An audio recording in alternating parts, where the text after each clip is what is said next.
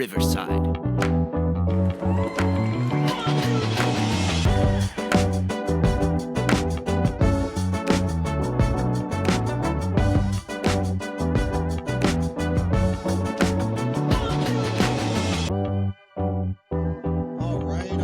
All right. And a very happy, let's get everything in order, very happy Tuesday. And welcome to another episode of the TNC Sports Talk. My name is Justin. And on today's episode, we are wrapping up a very short week as we have a 5-day weekend ahead of us.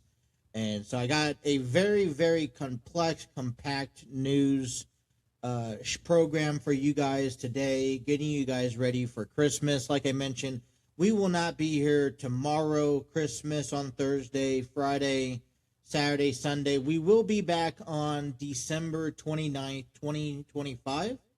We will have 3 more episodes then, Monday, Tuesday, Wednesday, heading into the new year, have a 4-day weekend, and then we'll come back for another, to resume our normal programming starting January 5th. At least that's the intention. Like I mentioned in past times, sometimes it's a little bit difficult depending on, whether people being home from school, from daycare, illnesses, stuff like that occurs. But I will do my best to stay up to date and all that fun stuff. So want to just kick things off here. Today's episode, I am going to talk about, recap you on Monday Night Raw. I will talk a little bit about the Anthony Joshua and Jake Paul fight last Friday. I have a series of reports from Major League Baseball and NFL getting you guys ready for Week 17. And then I also have Week 16 bowl games that I'd like to share with you here in this program. So bear with me as we get all this done, said, and talked about here on this program. But I wanted to just congratulate the Cincinnati Bengals wide receiver Ja'Marr Chase. And we will actually cover this in one of our segments today. But Ja'Marr Chase was named for his 5th straight Pro Bowl as he received the most votes for the AFC out of the wide receivers. So I thought that was a good news coming out of today, on top of the Bengals winning and beating the Miami Dolphins last Sunday. Obviously, I think the morale and the anticipation is going into this Sunday back at home. We actually finished off the season back at home. But going into this Sunday, beating the Arizona Cardinals and then finishing the season off strong by beating the Cleveland Browns, I want to finish off strong, right? I feel like that's a fair standard that for me, I want for the Bengals to have is to finish off the season strong. I want the Bengals to be able to come and walk away with the best record they can, which is the best record they can possibly walk away with is a 7-10. Now, no, that's not a 500 record ball club, but, for everything that has taken place this year alone, that's a positive note here. So I'd like to take away that and, finish off the season strong. Give us something to work with heading into 2026. Get us some sort of news and speculation, to talk about during the offseason to kind of say, hey, look, this team is still a good team. There's going to be some changes made this offseason. But we still are a team that can fight in the AFC North. So that's kind of what I want done. And the way to do it is to win the final couple games of the season. Forget about the draft. Let's finish off this season strong and get excited for this new year. All right. So, kicking things off, I wanted to jump right into over the weekend. There was a boxing event that took place last Friday. Anthony Joshua taking on Jake Paul in the main event was as advertised. And I think there's a lot of people that, like this idea because a lot of people don't like Jake Paul and they want to see him get knocked out. A lot of people aren't buying into this, saying, this is just a publicity stunt that is designed to make money. It's a win-win in this case because Anthony Joshua did knock out Jake Paul in 6 rounds. And in conclusion of this result, Jake Paul broke his jaw in not one, but 2 places. And, it turned out, I think, on both sides, an event to watch. I think the fact that it was accessible on Netflix is one thing that I'm taking notice on because normally these things are pay-per-views. You buy them, you got to get a subscription or, spend something. I already have Netflix. I have the subscription. Therefore, I'm already getting this fight. For me personally, I'm not one who is big about it. I'm not really kind of sold in to these type of things. And when it comes down to watching a celebrity like Jake Paul kind of step in the ring, but I do give him credit, and that's one thing that I'm kind of on one foot on both sides of the party. I am not a fan of celebrities thinking they can walk right into. I'm not a fan of celebrities thinking they could walk into a sport and they could conquer it just like these professionals do. I watched plenty of WWE in the past. Guys like Bad Bunny, guys like Jelly Roll, guys like Logan Paul. There's been plenty of names over the last couple of decades that have thought they could walk into WWE regardless of scripting, regardless of predetermined settings, and think they could be professional wrestlers and get that 15 minutes of fame. I'm not a fan of it. You actually lose my attention on supporting you every time you do that. And, sometimes obviously a lot of them fail. Sometimes they succeed. I do, if it's athletes to athletes, because, I've seen guys like Brock Lesnar go into MMA, have a successful career. We've seen guys like CM Punk go in, then, vice versa, right? I mean, we've seen guys like Bobby Lashley come over to the WWE and have themselves a successful career. So, Kurt Angle, prime example, Olympic gold medalist, collegiate wrestling, comes into the WWE, Hall of Famer himself. My point is that, I'm not a fan of it, but I do give you credit where credit's due. And boxing is one of those sports that is not taken easy.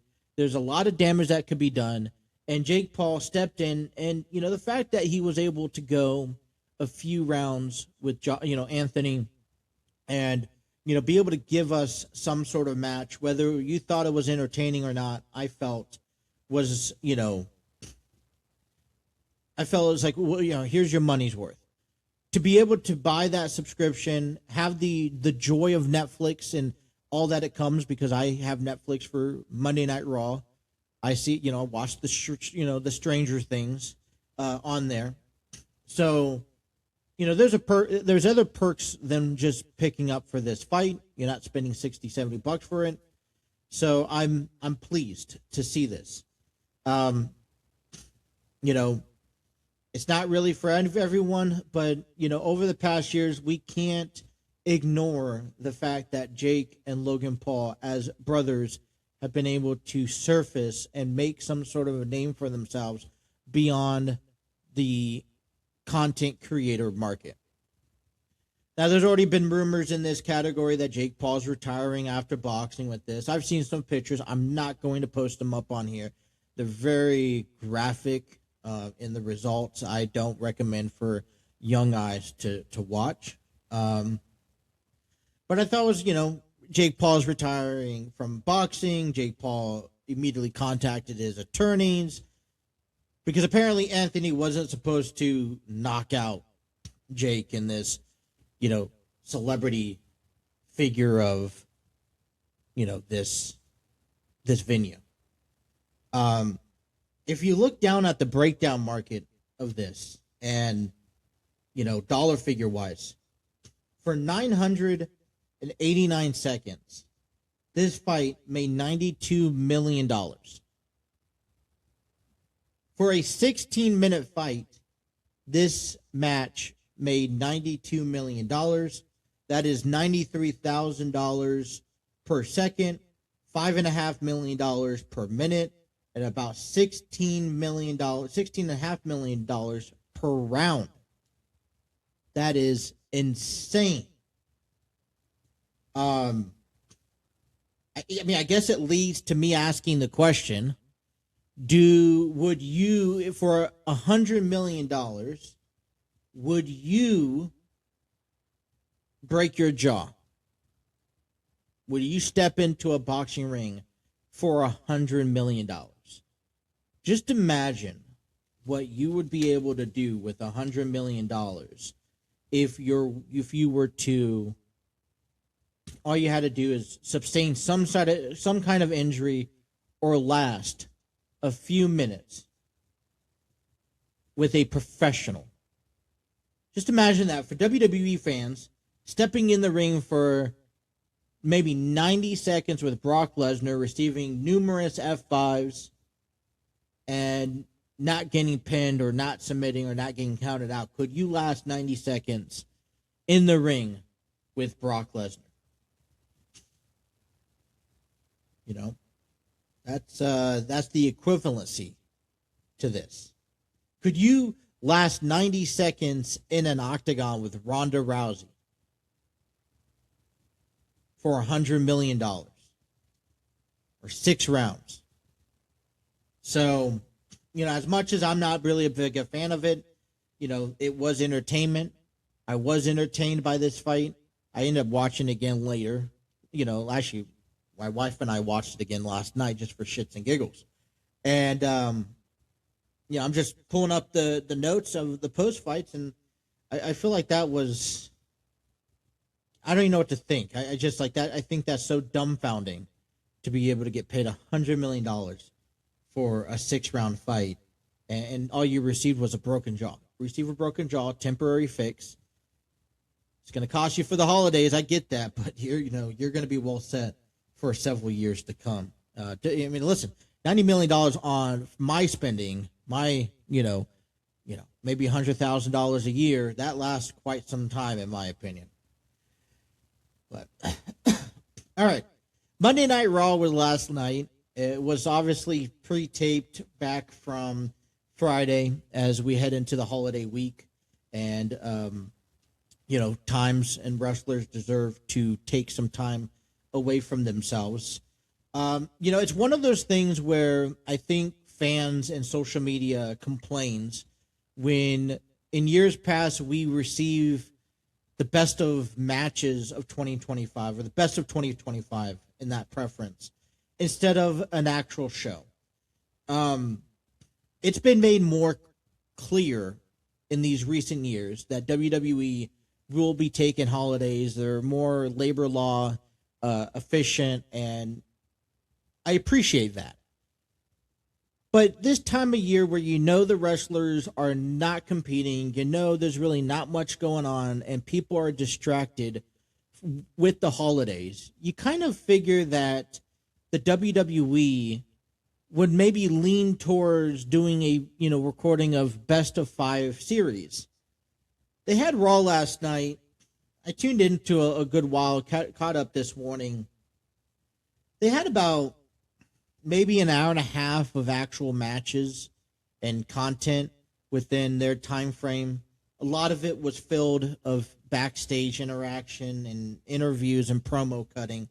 They only had 4 matches on the card, and Michael Cole and Corey Graves spent more time talking about the 1-year anniversary that the WWE has with Netflix and Raw, more so than the matches actually went on and the storylines that were taking place on Raw.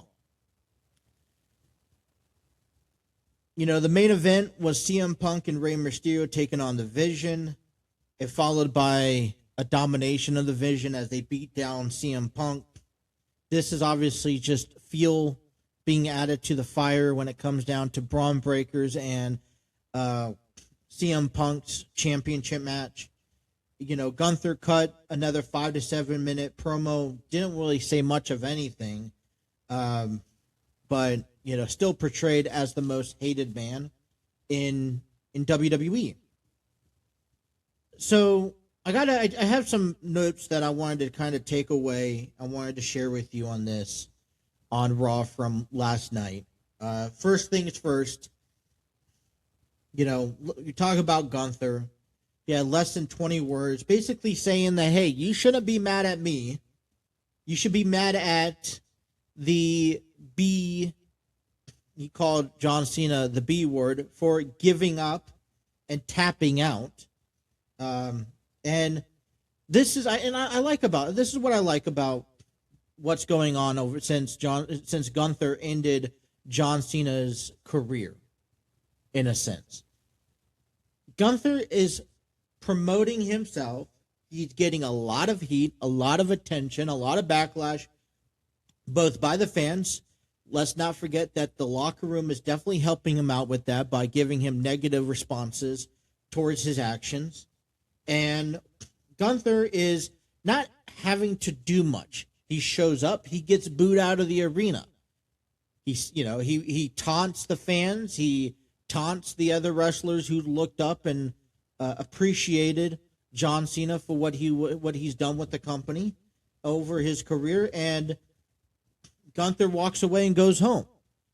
The WWE is strategically sitting on this heat, and who knows for how long this could go on for.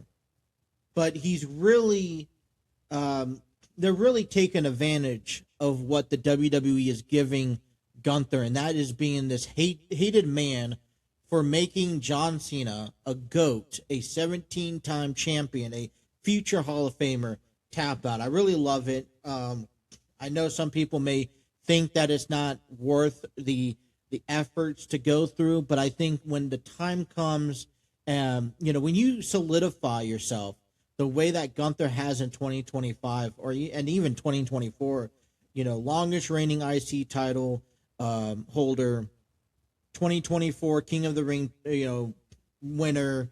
You have the World Heavyweight Champion, two-time World Heavyweight Champion, beat Goldberg in his final match and beat John Cena in his final match. That resume kind of starts elevating to this status where you could just come, show up, do what you want, and realistically, no one's going to really touch you. Another takeaway from Raw last night, as we've seen Maxine Dupree and Becky Lynch kind of, the feud where Maxine Dupree wins the women's, is it the IC title, right? And she's had some couple great successes. I want to just kind of point out that Maxine Dupree, and this is nothing not credited to her, I don't envision her as this competitive fighting champion. I feel like a lot of the figures around her are helping growing this name, and growing this image that Maxine is this, great talent, great performer, and a champion in most books.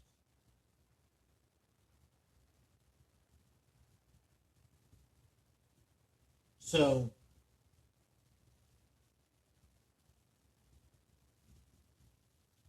but yeah, I am, I like, everything that, I feel like Maxine Dupree has to has to thank a lot of her, Ivy Nile, Becky Lynch, for kind of help selling and getting her over in the past. And I do want to apologize for that moment pause. We received one of those shark navigators earlier this past weekend by our friends, which I love it. My wife loves it. Actually called it a 2.0 version of her. Uh, and it's on a scheduled timer to go off. And so I'm hearing background noises, and I'm trying to like, all right, I don't have the dishwasher running. Is the is the uh, is the refrigerator running that loud? Really? But then I'm like noticing it's 1 o'clock. We have it scheduled to go off, and that's what I'm hearing in the background. If you guys hear it in the background as well, that is because I'm not going to mess with the system right now in the program. But that's what the nonsense was a moment ago. Look, and then the best match of last night probably was Asuka and Rhea Ripley, but they never really made any progress moving forward. Ended up with Io Sky, coming out. I'm not going to say cost her, but it cost Rhea Ripley the match because Asuka able to capitalize and did a roll up on her. Another thing is too, Stephanie Valkyrie and Nikki Bella. Nikki Bella had another flat promo. I understand. She's back. She's trying to make another run. I completely understand where her position, but I'm going to be honest with you. I wasn't a fan of the Valkyrie and Bella match at Survivor Series. To throw in Raquel Rodriguez, you kind of have to think, with the return of Liv Morgan, where does the Judgment Day's involvement come to finally getting over back on, in the reins of holding championships and titles again? And I feel like, Nikki Bella, it's been over a decade since, she's been in ring action on a consistent basis. This was still part of the Divas moment. I don't think fans has really viewed her as a woman's wrestler when she was compared back then, towards the end of this Divas era. And, I feel like, she's had success, but it's taken some time to really build on her. And it doesn't help when she cuts flat promos. The biggest things that I really take it away, I had to really say, point out here on Raw last night. For one, I've expressed to this on our show over this past week. I do not like this decision of the WWE revealing Austin Theory as the Masked Man. Not so much because it's Austin Theory, more so because the timing of it. You knew you were coming into the holidays. You knew you were coming into a time where you're not going to put not a lot of people are tuning in. Maybe WWE thought that, hey, if we reveal this Masked Man now, we're going to be able to, have people tune in to our holiday episode. But you're not. I feel like it was just poor timing on behalf of WWE. If it was me, I would have said, hey, look, you should have waited until the beginning of the year. It would have been great if you got him involved with the Braun Breaker CM Punk match and then reveal himself. Now Austin Theory thinks that, hey, I made mistakes. I got hurt. I come back. I want to be seen. I see your vision. Maybe I want to be a part of it. And, then we get to him being in the match, the tag team match in the main event last night. Yeah, he had a clear pin against a clean pin with Rey Mysterio, but he's definitely delivered still just kind of a wooden performance. And so maybe it's a new concept of Theory, but we still have some ways to work on from being this, this exciting talent that maybe, just maybe, the vision can kind of kink out because, look, you got they're really pushing Braun Breaker. Logan Paul's already up there. Austin Theory can kind of come in as a wing. I don't quite know much about how to push him.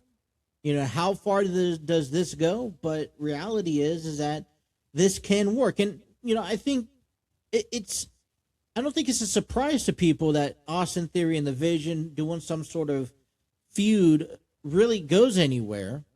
It's more so of, how much has Austin Theory progressed since being away from the WWE, dealing with injuries, and can he get himself and change himself into the wrestler that I think he's getting this push to be? That's just my saying. Another on the side note to all of this, I wanted to talk about Javon Evans. He had another performance last night on Raw. I gotta end off this shark thing.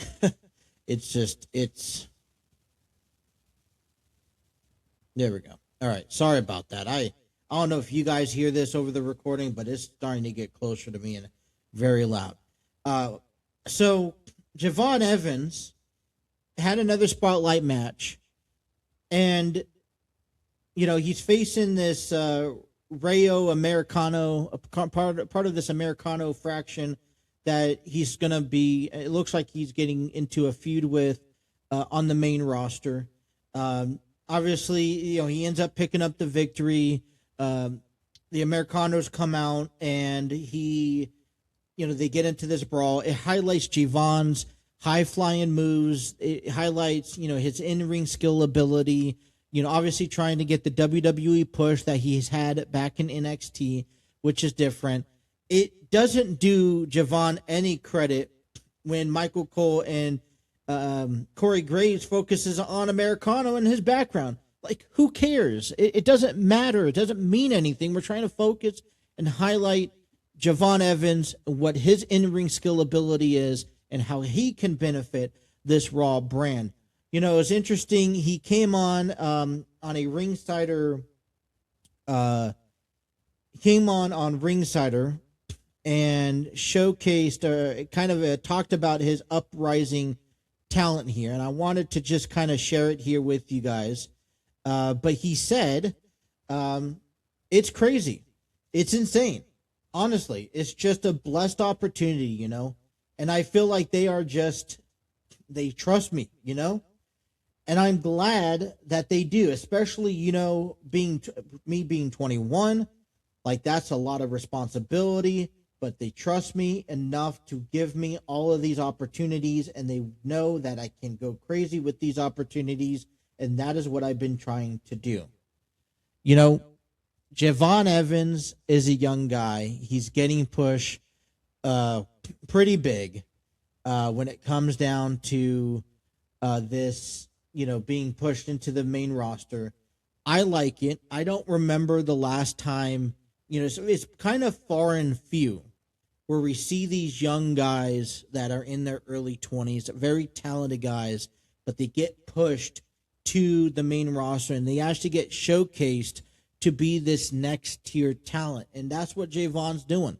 And all you could do is, as young as you are, because there's a million 21-year-old people that want to fill in your shoes. All you're wanting to do, though, is just be, humble, be grateful, do everything you could possibly can. I think Javon has the in-ring ability. I think he's competent enough to be, this mid-card guy. It's going to take some time to build. I think this is a great timing to do so. But, I feel like, he has to just stick with it. And, I love his response. I think this encourages the NXT roster to do a lot more, to pay attention to him and to focus on his abilities. And to, hey, you're seeing this young kid grow up and make it to the main roster. If you have what it takes, it's your time to showcase and highlight all that. So that is for me, Raw's recap, and love everything. A link in the description for that will be down below. I don't know what happened to my. Well, it looks like I'm lost one of my note pages. I got my NFL. Oh, that's why, because I have put it up there on the thing. All right, look, a holiday season. If you guys are looking for your next your last minute present, instead of hitting these stores, why don't you just go out there, head online, a link you could click on this link right here.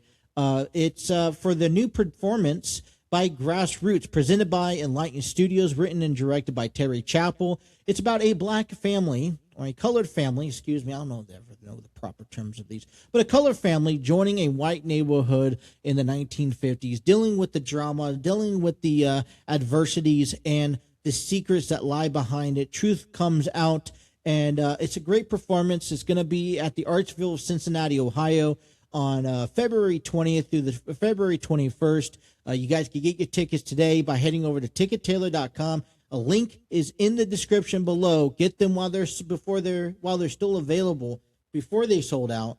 And while you're at it, follow Enlightened Studios on all social media platforms. Stay up to date with all their latest news and information so you don't miss any events that's upcoming for Enlightened Studios. So check them out. And while you're at it, get your tickets for Grassroots. Well, college football is heading into week 18 bowl games. We have a handful of games that are scheduled for today. At the time of this recording, today's games we have kicking off is the Boca Raton Bowl at 2 p.m. Toledo taking on Louisville. Western Kentucky will be taking on Southern Mississippi at the New Orleans Bowl at 5:30. And UNLV take on Ohio at the Frisco Bowl at 9 p.m. All of them available on ESPN. We only have one game on Christmas Eve, and that is the Hawaii Bowl as California takes on Hawaii at 8 o'clock. On Friday, December 26th, Central Michigan and Northwestern kicks off a 1 p.m. Game Above Sports Bowl. At 4:30, the Rate Bowl for New Mexico taking on Minnesota. At 8 p.m., we have FIU taking on UTSA. For First Responders Bowl, you can check your local streaming, all of them available on ESPN. On Saturday, bowl games continue as at 11 a.m., Pittsburgh takes on East Carolina at the Military Bowl at the Marine Corps Memorial Stadium. That will be available on ESPN. At noon on ABC, Penn State takes on Clemson at the Pinstripe Bowl at Yankee Stadium. 2:15 p.m., UConn takes on Army at Fenway Bowl at Fenway Park. That will be available on ESPN. On ABC at 3:30 p.m., Georgia Tech takes on BYU Pop-Tart Bowl. At 4:30 on CW, Miami, Ohio takes on Fresno State at the Arizona Bowl in Arizona, Tucson, Arizona, at Arizona Stadium. At 5:45 p.m. on Saturday, North Texas takes on San Diego State on ESPN at the New Mexico Bowl in Albuquerque, New Mexico. 7:30 ABC's production of the Gator Bowl, where Virginia takes on Missouri. And then to wrap things up on Saturday, we have LSU taking on Houston at the Texas Bowl at 9:15, available on ESPN. And then we wrap up Week 18 of bowl games with a 2 p.m. Monday afternoon game on ESPN, Birmingham Bowl in Protective Stadium in Birmingham, Alabama. You can check all the bowl games and informations while we head on to on CBSSports.com. All righty, let's jump right back into that. And I'm going to jump our heads over to our MLB latest news and updates. A link will be provided in the description of our upcoming news and latest rumors. Well, we'll kick things off with the Cincinnati Reds as the Reds and White Sox talk about Luis Roberts. Cincinnati's interested in center fielder Luis Robert Jr. from Chicago, and Chicago is willing to eat up a good chunk of his contract, as Robert's scheduled to get paid $20 million in 2026. White Sox are also interested in the Reds' young depth of their pitching rotation. Roberts, who's 28 years old, batted .223 last season with 52 runs, 14 home runs last year with 53 RBIs and 33 stolen bases. Now, he may not be as once as he was when it comes to home runs and power hitting, as he hit 38 home runs 2 years ago, but he does deliver a strong. He is a strong defender and a top flight base running. Kind of goes with the Reds concept, doesn't it? The Reds are strong defenders. I think that they've gotten better over the years, and they are also aggressive base runners. But we do need some sort of talented at bat, and that 223 average kind of points out to me, and kind of for me questions, where does he lie on this team, and how much can he actually contribute? It's kind of one of those things where you can sit here and argue, well, maybe a new location, a new, team, a hitter's ballpark could help a young guy like Luis Roberts. And, sure. And we could definitely use a guy like Luis Roberts, but who are we really willing to give up? And I'm not sold on what I see in front of me based off of what Luis Roberts have had over the last couple of years. He's been injured the last 2 or 3 years consecutively, unable to stay healthy. And I just feel like this is a decision that, yes, you do take a risk if the Reds pick him up, because he can carry over his woes into Cincinnati, which means we're not going to see a lot of him. And when we do see him, he's not going to perform at the ability that we need him to win, which is playoff standards. But I will love to see the Reds finally just rip off the Band-Aid, make a deal with a player that is capable of producing runs, good batting average. We've already had these conversations in years past or in weeks past, about where the Reds collide. Now, hey, we're averaging maybe another $10 million, freely to spend. Can we pick someone up on a 1 year, 2 year deal, $4 or $5 million, maybe even 10, and get those extra at bats? I know that it may be, a little out of range to think about what it will look like for Cody Bellinger or maybe a Kyle Tucker, but we have to be able to find somebody out there who can really make an impact on this team. And unfortunately, Luis Roberts is just not one of the guys that really kind of, oh, hey, breaking news, we picked up so-and-so. It's not, no. Unfortunately not. I mean, the biggest breaking news we've had this offseason was re-signing Emilio Pagan. Seattle Mariners bring in Rob Ruffstader and signed to a 1 year deal, making about $6.25 million at the age of 34. Last season, Rob batted for .269 with 29 runs, 9 home runs, 30 RBIs, and 3 stolen bases. He adds a left-handed batter to the outfield. He could also play right, left field pretty well, but is also going to be primarily focused as a DH when is needed. Adds up to the Mariners roster there. This is, you have a Mariners who who was a big talk last season, had a very big push, knocked off, in my opinion, the Houston Astros, and made it to the ALCS, where they fell short to the Toronto Blue Jays. Now, I've come back out and said this before, and I'll say it again. I think that if there's any team right now in the American League that can go toe-to-toe with the Dodgers in the World Series again next year, it would arguably have to be either the Seattle Mariners or the Toronto Blue Jays.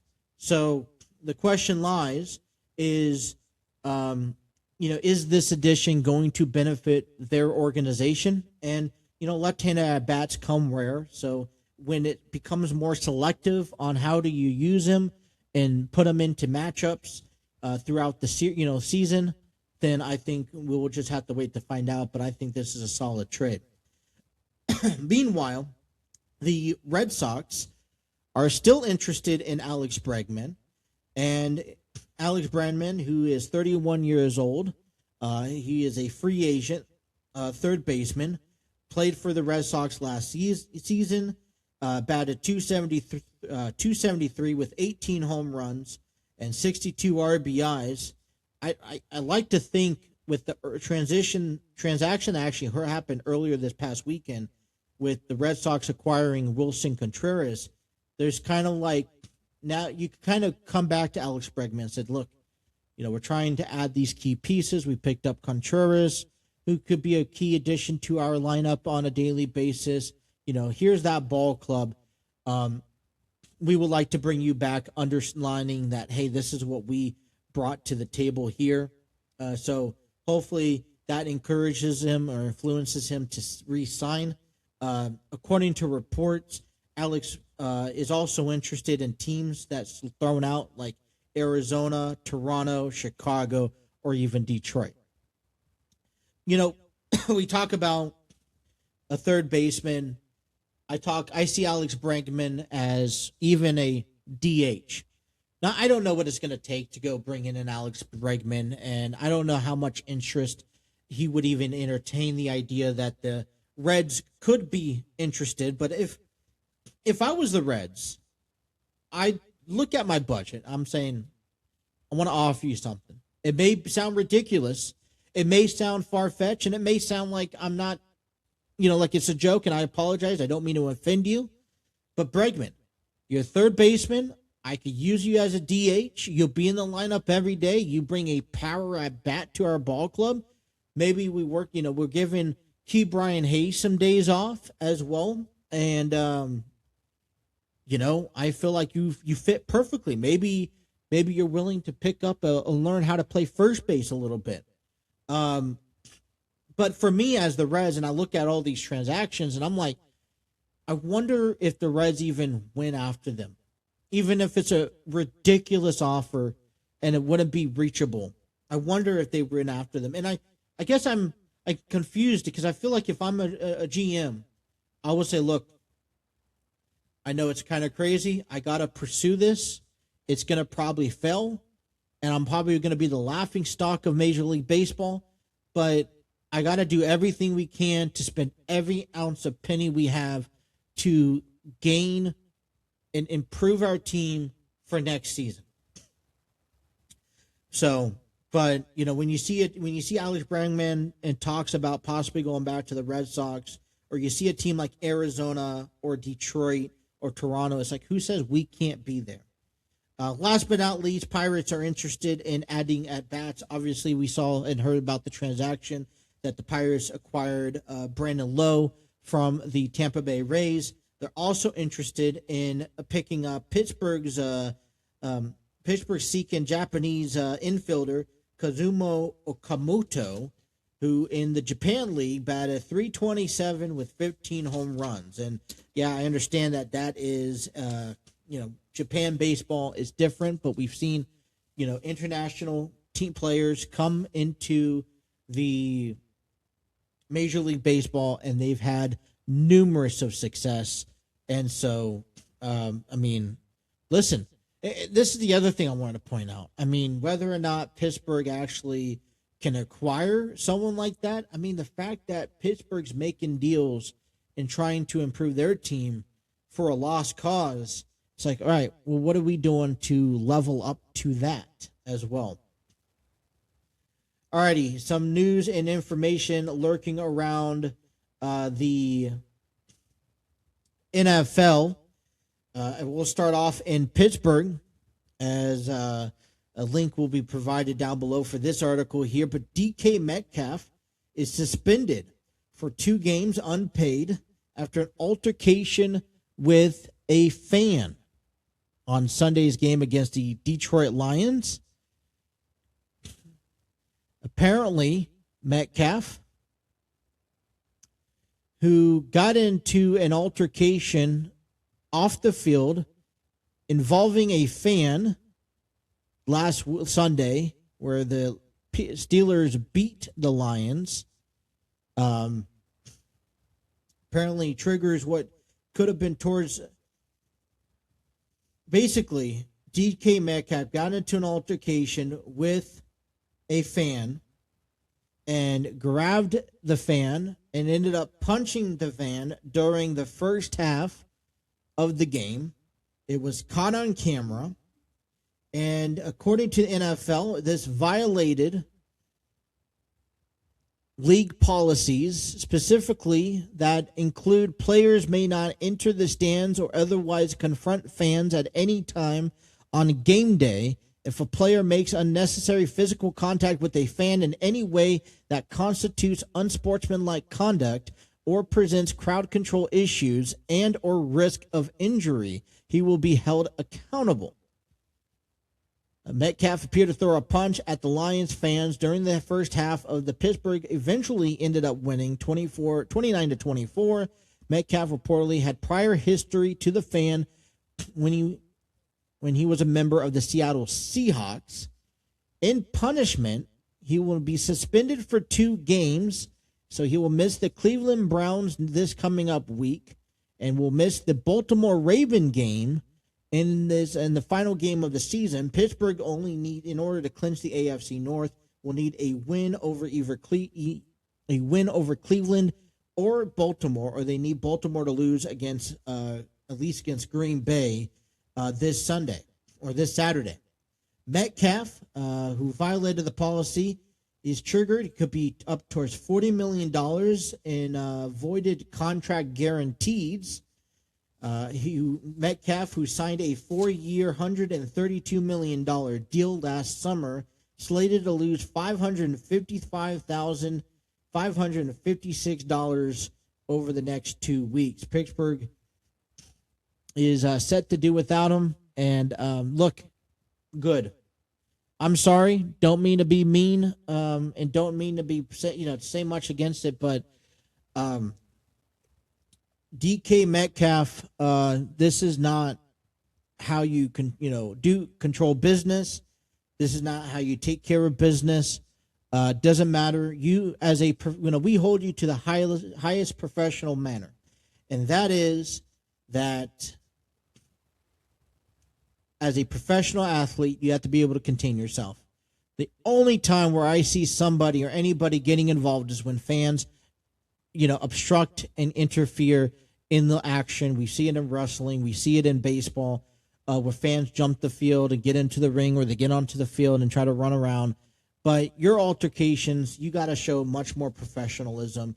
And this could be a big blow for Pittsburgh, as they don't seem to have this division locked in and set yet. I mean, yeah, they only have to win one more game, but unless they beat Cleveland and unless they beat, Baltimore, they're going to have to find a way, or unless Baltimore loses, they're going to have to find a way to doing it without their top player in DK Metcalf. So it's not a good image. I honestly think that this needs to be a bigger punishment than what we typically see. And unfortunately, I'm not the NFL commissioner, and obviously this is going to kind of tarnish, as they make it to the postseason, if they make it to a postseason. But I hope that Pittsburgh takes action on their own and do something even more profound than what the NFL has punished out for him. Other breaking news coming in the NFL, as it was announced earlier this week, Kansas City Chiefs are planning on moving from Missouri to Kansas City following the approval of a new tax fund stadium. After 62 years in Kansas City, Missouri, the Chiefs expect to be moving to Kansas in 2031. This is developing news. I did not expect this, whatever. And I don't know how Missouri fans are reacting to this. They did, but Kansas City planning on jumping ship here in the upcoming years thanks to a new stadium given to them. In Week 17 action, as we take you a preview, because we will not be here for the rest of the week, we have a handful of games happening on holidays in the holiday season.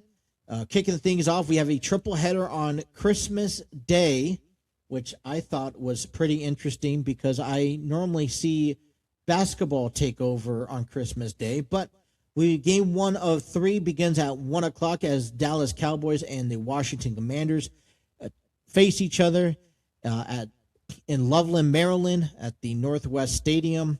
as Dallas and Washington are both eliminated from the postseason. Detroit hanging on by a thread, but they will be taking on the Minnesota Vikings at 4:30 p.m. And on 8:15 p.m. on Thursday night prime time, we have the Denver Broncos taking on the Kansas City Chiefs. So we just talked about the new news with Kansas City moving out to Kansas.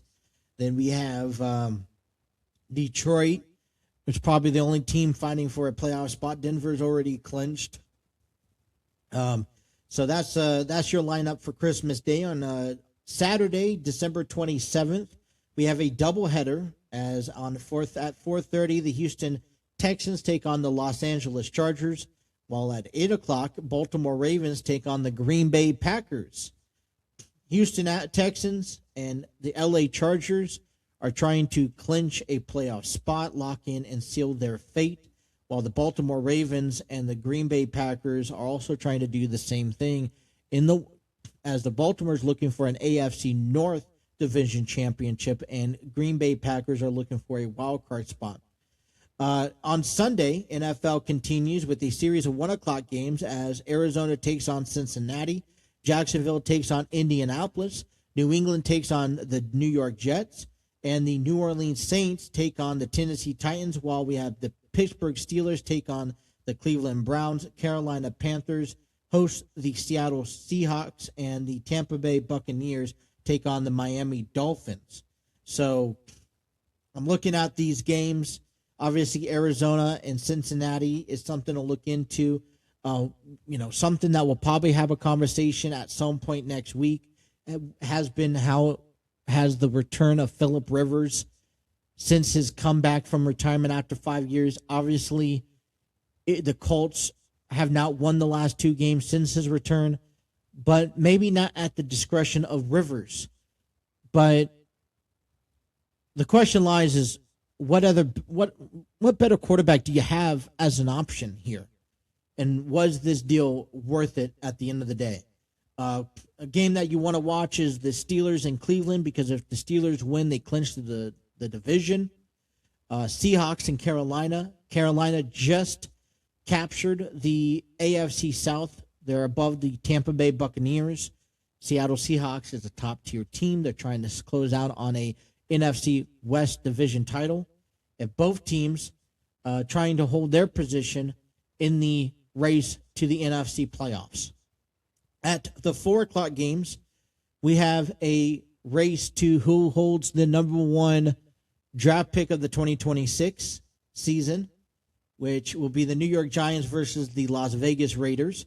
Philadelphia Eagles and the Buffalo Bills do battle, while the Buffalo Bills try to keep their playoff dreams alive. At 8:20, we will have the Chicago Bears taking on the San Francisco 49ers. And on Monday, the last Monday night football game of the season, we have the Los Angeles Rams taking on the Atlanta Falcons. So that is what we look at heading into week number 17. The Patriots, the Buffalo Bills have already clinched a playoff spot, a playoff berth. They try to determine who would go out for a division title, as the Patriots lead 12-3 and the Buffalo Bills lead 11-4. If the Pittsburgh Steelers win, they will clinch the AFC North. Baltimore needs the Steelers to lose both games, while Baltimore will need to win both games in the final 2 games of the season. Jacksonville may clinch a playoff spot, but they look to clinch a division championship with another win this weekend, and hope so. They also lead the division 3-1, so they also need to finish out the season strong. The Houston Texans are just 1 game back of the Jaguars in the division, while the Colts are 4 games back. They may be eliminated from the division, but they still have a chance in the wild card to hold on. The Denver Broncos and the Chargers have clinched a playoff spot. Who will clinch a division title in the upcoming weeks? Eagles, who we already know, clinched the NFC East. The Bears clinch a playoff berth awaiting a division title. Packers and the Lions are still in the hunt of the wild card spot, as the Packers look to also in the hunt for a division title, depending on the outcome of the remainder of the season. Carolina Panthers are up ahead of the Buccaneers by 1 game. Seattle Seahawks 49ers, and the Rams have all clinched their playoff spot. As of coming into Week 17, the playoffs look at this. The Broncos hold the number 1 seed, followed by the Patriots, Jaguars at number 3, and the Steelers at number 4. The Chargers hold the 5 seed and would go over to Pittsburgh. Bills hold the number 6 seed and go over to Jacksonville. And Texans hold the number 7 seed going over to New England. In the NFC, the Seahawks have the lead at number 1, the Bears at number 2, Eagles number 3, and the Panthers number 4. The 49ers and the Rams have the 2, 5, and 6, as well as the Packers have the number 7 seed. On the outside looking in, the Colts are just 2 games away from the number 7 seed. The Ravens trying to stay alive. Doesn't look like they will be in the hunt for a wild card position. So it comes down to one team and then just placement. Same thing goes for the NFC, as the Lions are just right behind the Packers, and the rest of the division has been eliminated. That is your NFL news. I had this article I wanted to be able to pop up. Let me see if I can pop up to end this show here.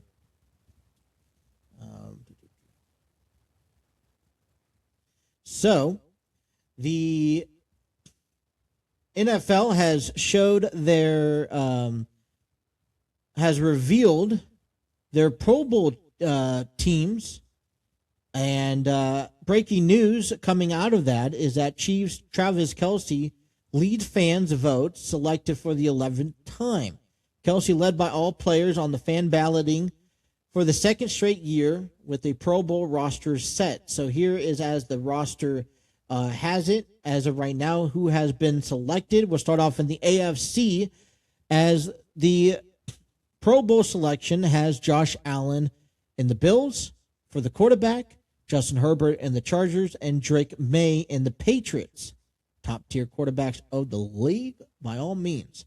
Running back position has Devon Akane for the Dolphins, James Cook for the Bills, Jonathan Taylor for the Colts, Patrick Ricard for the Ravens as a fullback. Your receivers. And congratulations to our Cincinnati Bengals wide receiver, Jamar Chase, who received the top vote for this year's Pro Bowl class of the receivers in the AFC. Nico Collins was with the Texans, Zay Flowers with the Ravens, Cortland Sutton with the Broncos. Tight end, we got Brock Bowers with the Raiders, Travis Kelce with the Chiefs.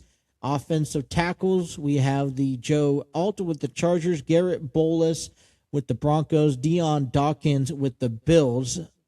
Guards, we have the Quinn Miners with the Broncos, Quentin Nelson with the Colts, Trey Smith with the Chiefs. Centers, we have Seed Humphrey with the Chiefs, Tyler Linderbaum with the Ravens. Defensive ends, Will Anderson Jr. with the Texans, Matt Crosby with the Raiders, Myles Garrett with the Browns.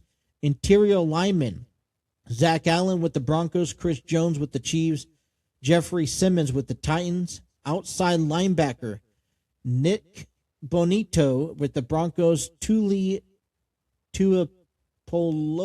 with the Chargers. I apologize for butchering these names. TJ Watt with the Steelers. Inside middle linebackers, Azeez Al-Shawir with the Texans, Raquan Smith with the Ravens. Cornerbacks, Christian Gonzalez with the Patriots, Derek Stingley Jr. with the Texans, Patrick Surtain II with the Broncos, Denzel Ward with the Browns. Free safety, Jalen Ramsey with the Steelers. Strong safety, Kyle Hamilton with the Ravens, Derwin James with the Chargers. Long snapper, Matt Duswick with the Cardinals, or with the Jaguars, excuse me. Punter, Jordan Stout, as well as place kicker, Cameron Dicker with the Chargers. Chimere Dyke with the Titans for special return specialists and special teams. Steelers, Ben Skowronek. All right, let me get through the NFC here real quick. The 3 quarterbacks for the NFC is the Seahawks, Sam Darnold, Cowboys, Dak Prescott, Matthew Stafford for the Rams, Jahmyr Gibbs for the Lions, Christian McCaffrey for the 49ers, Big John Robinson for the Falcons, and the running backs Fullback is Kyle for the 49ers. I'm not even going to pronounce that last name. Puka Nacua for the Rams. George Pickens for the Cowboys. Jackson Smith Najiba for the Seahawks. Amon-Ra St. Brown for the Lions as receivers.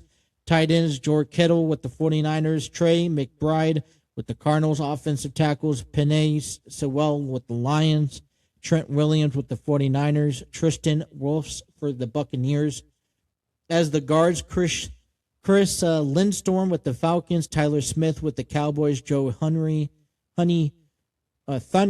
with the Bears. Centers is Drew Dahlman with the Bears. Cam Jurgens for the Eagles. Defensive end, Aiden Hutchinson for the Lions. DeMarcus Lawrence for the Seattle Seahawks. Michael Parsons with the Packers. Interior defensive lineman, Jalen Carter with the Eagles.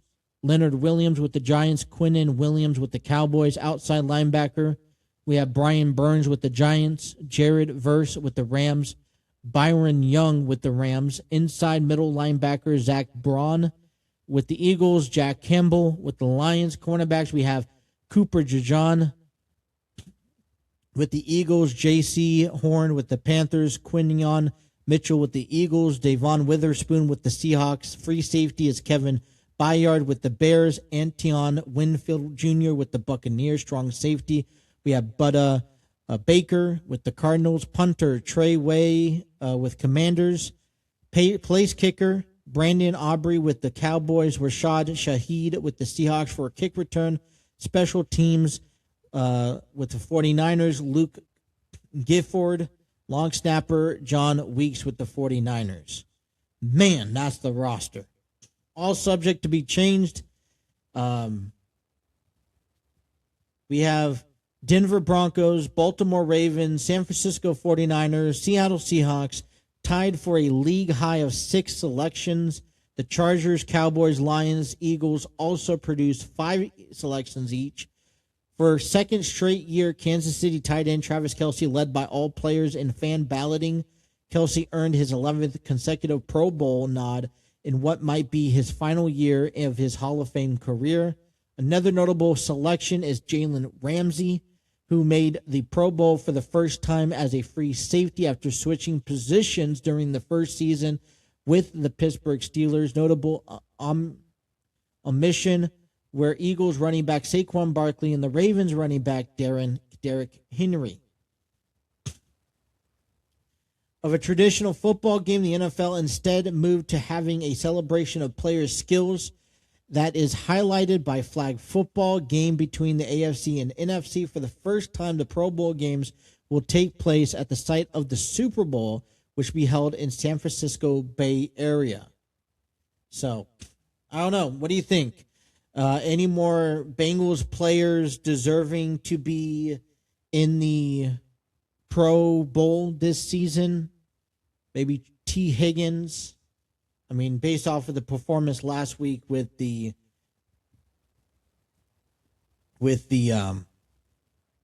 against the Dolphins, I mean, who knows?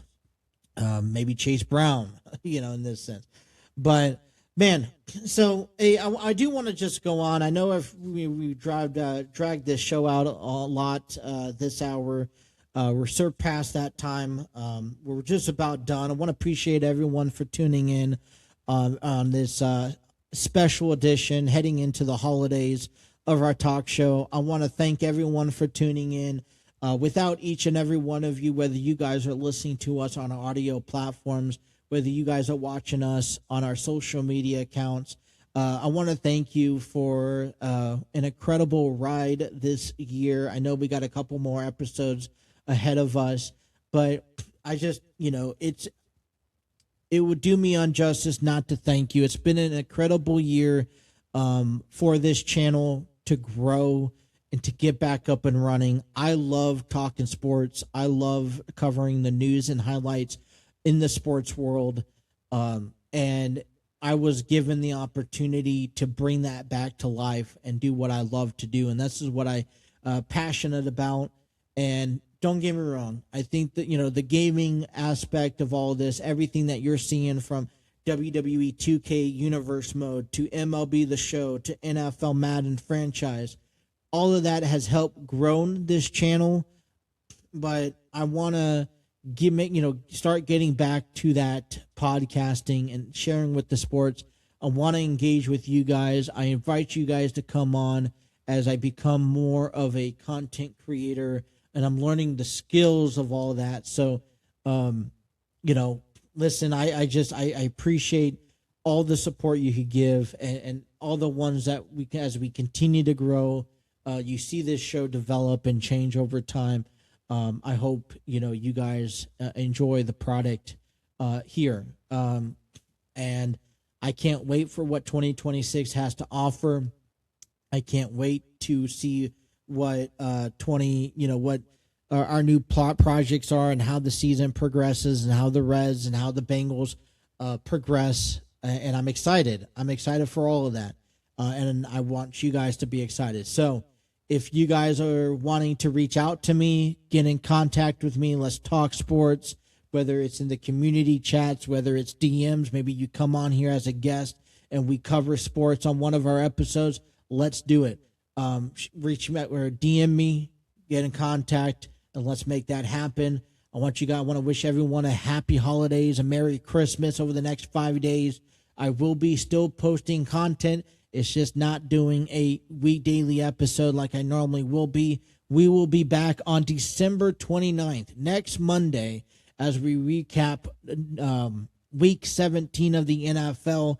We will recap more bowl games, get you caught up in the WWE. I want you guys to think about, because it will happen January 5th, what are your highlight moments of 2025? What are you thankful for? What are you expecting or goals for accomplish? What is your New Year's resolution? What is your top 5 moments of wrestling, top 5 players, top 5 athletes, female, male, all that stuff? We will start breaking that down and giving you those perspectives coming here in 2026, beginning January 5th. But with that being said, that is all the time I have for you guys today. Thank you so much for tuning in. Whether you guys are listening to us on our audio platforms or social media accounts, be sure to hit that like, share, and subscribe button. Don't forget to have those notifications on so you don't miss a single episode. And until next time, happy holidays, and thank you guys for watching.